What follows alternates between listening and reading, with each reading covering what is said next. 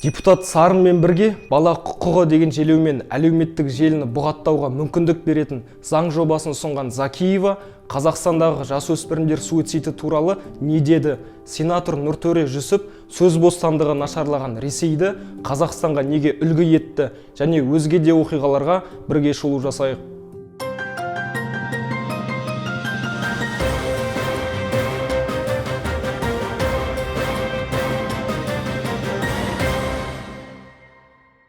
Бала құқығын желеу етіп, әлеуметтік желілерді шектейтін, сөз бостандығын аяққа таптауға мүмкіндік беретін заң жобасын ұсынған Динара Закиева Қазақстанда жасөспірімдердің өз-өзіне қол жұмсауы тақырыбын көтерді.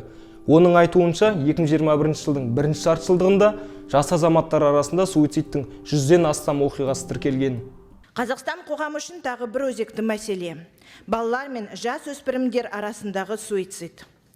Мәселен, статистика бойынша 2021 жылдың тек 6 айында елде 105 аяқталған суицид оқиғасы және 193 суицид әрекеті тіркелген. Бұл ретте бір қатар өңірде суицид көрсеткішінің өсуі байқалады. Түркістан, Алматы, Шығыс Қазақстан облыстары. Бұл өте қорқынышты көрсеткіш. Ресми дерек бойынша, расымен 2021 жылдың 6 айында Қазақстанда кәмелетке толмағандар арасында 105 суицид оқиғасы болды. Сонымен бірге, кәмелетке толмағандар арасында 193 суицид жасауға талпыныс тіркелді. Өкінішке қарай, Қазақстанның ресми статистикасында өңірлердегі суицид саны туралы мәлімет жоқ. Сондықтан да үкімсіз қалдыруға мәжбүрміз. Дегенмен, өз-өзіне қол жұмсау елдегі жастар өлімінің басты себептерінің бірі болып саналады.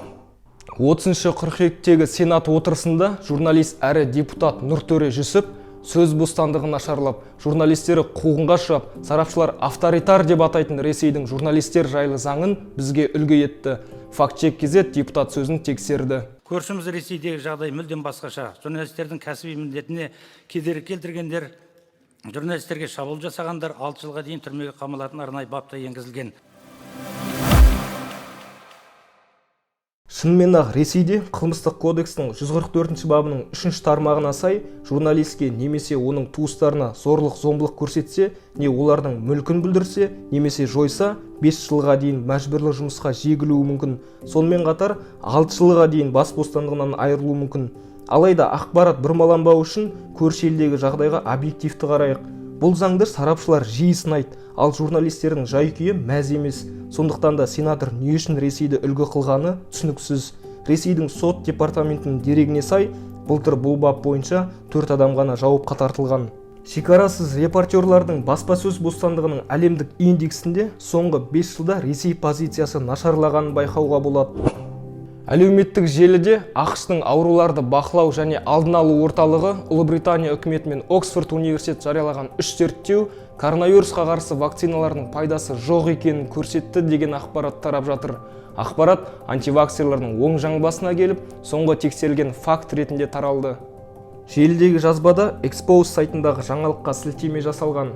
Ресурстың мәліметінше, медицина ғылымдарының докторы Нина Пёрпонт вакцина туралы мұндай зерттеулер талдап, өзінің ғылыми мақаласын жазған-мыс.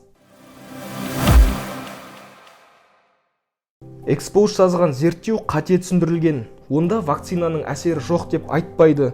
Ал Нина Пёрпонттың мақаласы ғылыми журналда жарияланбаған. Ол Expose сайтында ғана шықты.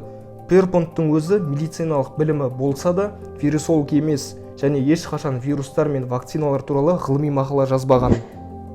Өткен апта факт-чекерлер көзімен осылай болды. Факт-чек кезеттің желідегі парақшаларына тіркеліп, медиа сауатты болайық.